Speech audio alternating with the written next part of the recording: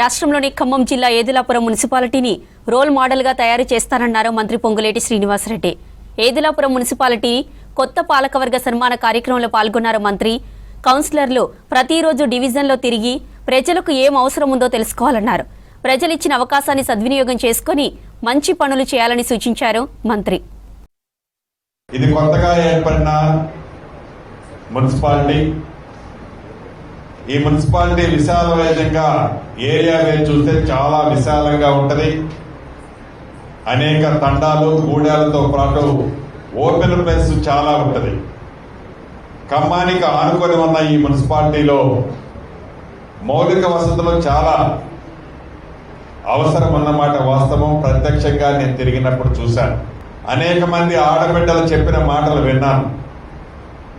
వాటన్నిటినీ యుద్ధ ప్రాతిపదిక మీద ఆనాడు ఎన్నికల సభలో చెప్పటమే కాదు, ఎన్నికలు అయిపోయిన తర్వాత కూడా ఇప్పుడు నేను చెప్పదలుచుకున్నది ఒకటే, ఈ మున్సిపాలిటీని ఒక రోల్ మోడల్ మున్సిపాలిటీగా తెలంగాణ రాష్ట్రంలో చేస్తానని ఆ రోజు చెప్పాను. మీ అందరి దయతో చేయగలిగి ఉన్నాను.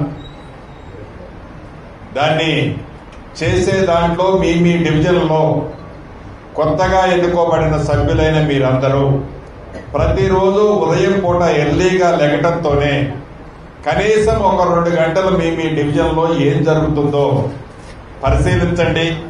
అన్ని డబ్బులు ఇస్తేనే పూర్తయ్యే పనులు కావు. మీరు బాధ్యతాయుతంగా మీ డివిజన్లో కనుక పరిశీలించినట్లయితే అధికారులు కానీ అక్కడ చేసే వర్కర్స్ కానీ ఇతరత్రా స్ట్రీమ్లైన్ అవుతుంది. ప్రజలకి ఒక సౌకర్యం కల్పించిన వాళ్ళం అవుతాము. దయచేసి కొత్తగా ఎన్నుకోబడ్డ సభ్యులు, చైర్మన్ గాని వైస్ చైర్మన్ గారితో పాటు కొత్తగా ఎన్నుకోబడిన సభ్యులు మీ డివిజన్లో ఈ 1-2 రోజుల నుంచే కనీసం ఉదయం పూట వారానికి 5 రోజులు ఉదయం పూట 2 గంటలు తప్పకుండా మీరు తిరిగినట్లయితే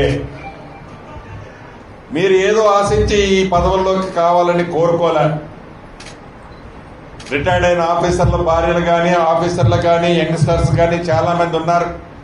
ప్రజలకు సేవ చేయాలని మీరు, ప్రజలకు ఒక మంచి కార్యక్రమం చేయాలని మీరు, ప్రజలతో మమేకం కావాలని మీరు ఏరి కోరి ఈ పదవుల్లోకి మీరు కోరుకొని వచ్చారు.